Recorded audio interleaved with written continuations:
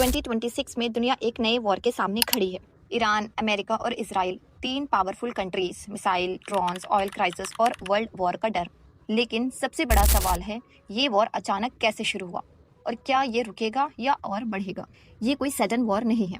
इसके पीछे लगभग 50 साल की हिस्ट्री, पॉलिटिक्स और पावर स्ट्रगल छुपा हुआ है। आज के इस वीडियो में हम डिटेल में समझेंगे इस वॉर का असली रीजन क्या है, ये कैसे स्टार्ट हुआ, लेटेस्ट सिचुएशन क्या चल रही है और फ्यूचर में क्या हो सकता है। सबसे पहले एक बात क्लियर कर लो, ये सिर्फ 2026 का कॉन्फ्लिक्ट नहीं है। 1979 में ईरान में रेवोल्यूशन हुआ, जिसके बाद वहाँ की गवर्नमेंट बदल गई और अमेरिका के खिलाफ स्ट्रॉन्ग स्टैंड ले लिया गया। इसके बाद यूएस एम्बेसी हॉस्टेज क्राइसिस हुआ, जहां अमेरिका डिप्लोमेट्स को बंदी बना लिया गया। तब से दोनों कंट्रीज के बीच ट्रस्ट ऑलमोस्ट खत्म हो गया। ईरान न्यूक्लियर टेक्नोलॉजी डेवलप कर रहा है। ऑफिशियली वो कहता है कि ये पीसफुल पर्पस के लिए है, लेकिन अमेरिका और इजराइल को डर है कि ईरान सीक्रेटली न्यूक्लियर वेपन्स बना सकता है। इसी वजह से सैंक्शंस, प्रेशर और नेगोशिएशंस सालों तक चलते रहे। ईरान ओपनली इजराइल के एग्जिस्टेंस का ओपोज करता है। ईरान कुछ आर्म्ड ग्रुप्स को सपोर्ट करता है जो इजराइल के खिलाफ एक्टिव हैं। इसी वजह से इजराइल के लिए ईरान एक डायरेक्ट सिक्योरिटी थ्रेट बन गया।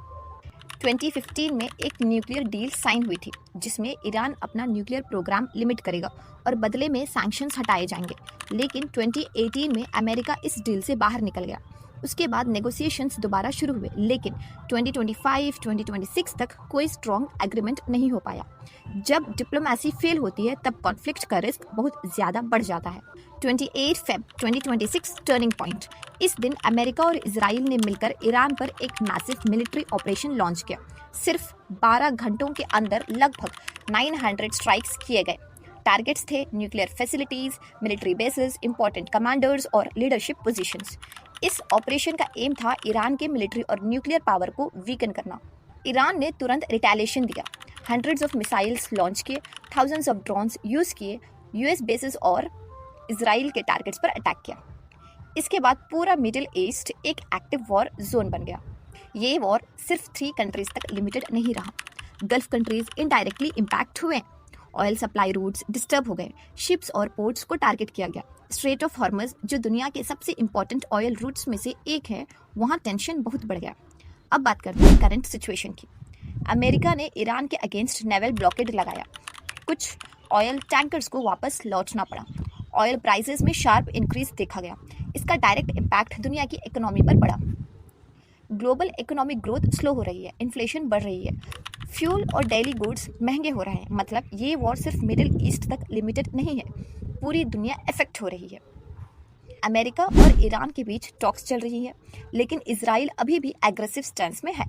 इसका मतलब सिचुएशन अभी भी अनस्टेबल है और कभी भी एस्केलेट हो सकती है। अब सवाल है, सच क्या है?